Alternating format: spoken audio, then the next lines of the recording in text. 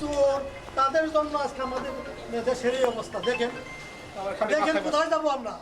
থানার মধ্যে ঢুকে এইভাবে নির্মমভাবে এতগুলো মানুষের মারলো এই মক্কা সাপ, এই অবস্থা।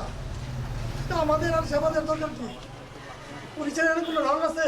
পুলিশের এনে বেআইনি কোনো কাজ করছে? এর জনগণ দেখছে।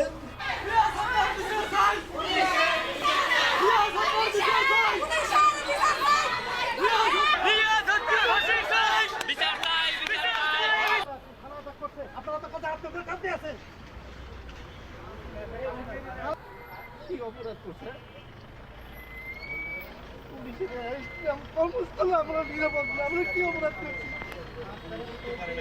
5 তারিখ থানা অ্যাটাক করতে পারে না। 5 তারিখে পাবলিক দেখছে, সাংবাদিক দেখছে, একটা যদি মিথ্যা প্রমাণিত হয়, একটা যদি ভুল করতে পারে,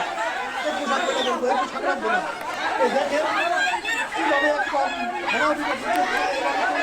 নির্যাতন করে